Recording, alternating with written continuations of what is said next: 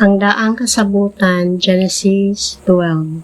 Ang Ginoo miingon kang Abram, biyae ang imong nasod ug ang imong mga paryente ug ang balay sa imong amahan ug lakaw ngadto sa usa ka nasod nga ipakita ko kanimo. Hatagan ko ikaw og daghang kaliwat ug mahimo silang dakong nasod. Panalanginan ko ikaw ug himuon kong bantugan ang imong ngalan aron mahimo kang panalangin alang sa uban.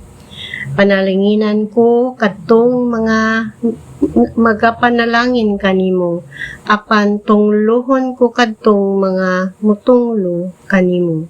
Pinaagi kanimo, panalanginan ko ang tanan nga nasod sa kalibutan. Sa nagpanawigon nag-75 si Abram, mibiya siya sa Haran, sumala sa gisugo kaniya sa Ginoo, ug mikuyog si Lot kaniya.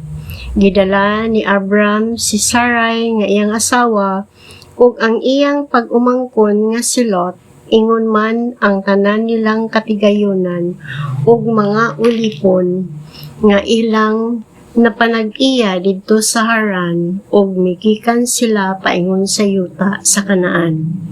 Sa pag-abot nila sa Kanaan, milatas si Abram sa maong yuta hangtod nga nahiabot sa sagradong kahoy sa More.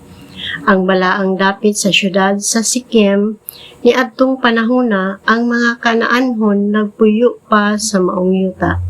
Unya ang Ginoo mipakita kang Abram ug miingon kaniya, mao kining yutaa ang ihatag ko sa imong mga kaliwat, ug didto nagbuhat si Abram og halaran alang sa Ginoo nga mipakita kaniya.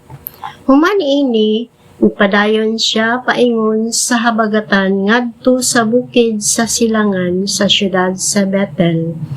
Og nagkampo siya dito sa tunga-tunga sa Bethel sa kasadpan og sa Ai sa silangan. Nagbuhat usab siya dito halaran og gisimba niya ang Ginoo.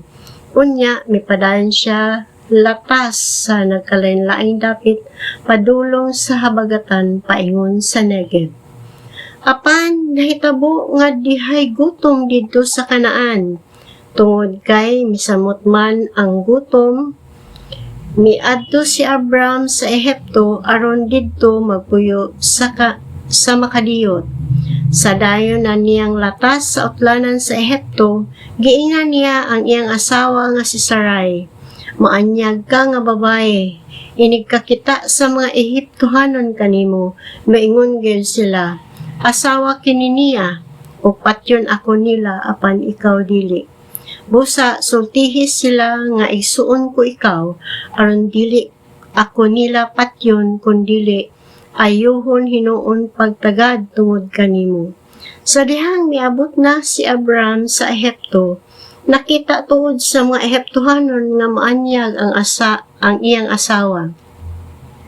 Nakakita kaniya ang mga opisyal sa palasyo o gisuginlan nila si Paraon nga matahom siya kaayo o busa gidala si Sarai ngadto sa palasyo ni Paraon.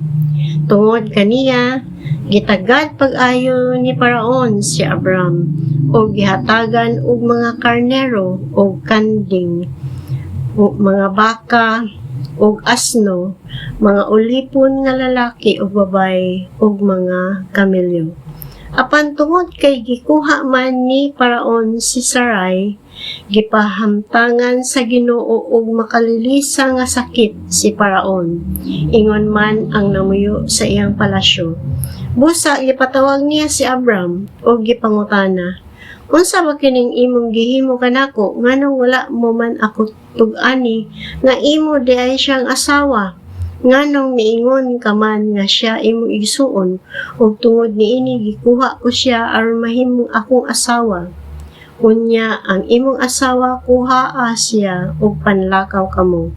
Ug nagsugo si Paraon sa iyang mga tawo nga ubanan si Abram ug gidala nila siya ug gipagawa sa Ehipto uban sa iyang asawa ug sa tanang mga iyaha.